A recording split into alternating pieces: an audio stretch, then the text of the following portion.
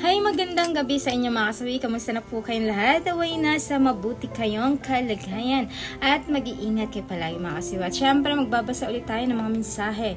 Idol, kaming mag-GF ay nag-aaway palagi. Pero nagtataka ako, Idol, na kahit anong away ng naming dalawa ay hindi pa din kami naghihiwalay. One time pa nga, hinamon ko na siya na hiwalay pero wala pa din, Idol. Ano kayang ibig sabihin ng Idol? Bakit hindi niya ako masasagot? Pero mahal naman siya. Minsan lang nagsasawa ako, Idol, ba't wala pang bago na nagagawa namin sa isa't? Ang ating sender mga kasawi ay isang lalaki. So sabi niya nga, away bati away sila sa isang relasyon.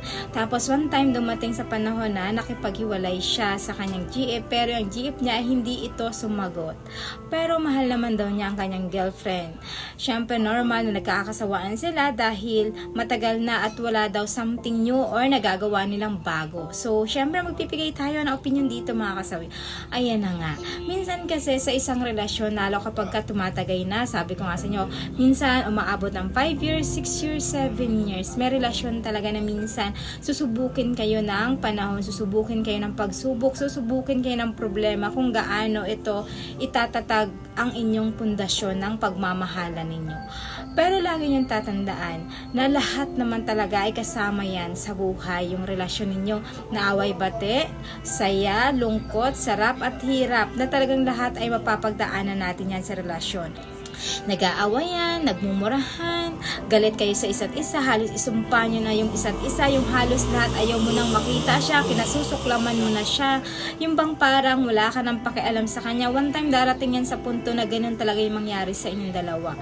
Pero isipin nyo, kahit ano pa ang mangyari, ay wag na wag nyong bibitawan ang salitang hiwalay. Kasi minsan, ay dinidirty niya ng isang babae. Sabi ko nga sa inyo, diba? Kapag kang isang lalaki ay nagsabi ng hiwalay, so ibig sabihin, may tinatawag na bukang bibig dahil galit lang yan, kaya nakapagsabi ng hiwalay.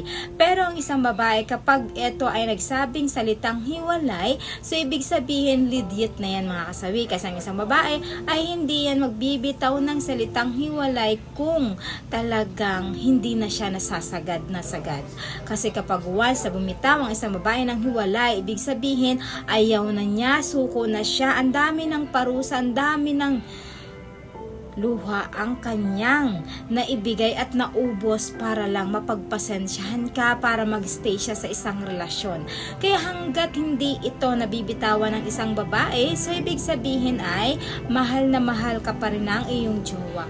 Kasi kung talagang hindi ka mahal nito, so ibig sabihin sa paghamon mo pa lang sa kanya, ay sasagutin ka na, sige hiwalay na tayo. So ibig sabihin wala nang balikan yon. Kasi mga kababaihan, kapag nagsalita ng hiwalay na, hindi na yan babalik sa'yo. Matigas na yan, pusong bato na yan. Hindi samantala mga kalalakihan, nagsabi lang ng hiwalay, pero end of the day, ay mapusok sila, madali silang matukso, at higit sa lahat, sila rin yung salita lang yun. Pero nakikipagbalikan pa rin talaga sila. Yun ang mga kaibahan ng babae at kalalakihan kapag ka nagsalita sila ng hiwalay. Kailangan yung tatandaan kahit sa anumang bagay, ang inyong pag-aaway, pagsasawaan, ayan, dapat ang hindi nyo lang makakalimutan sa isa't isa ay yung pagmamahalin nyo sa isa't isa.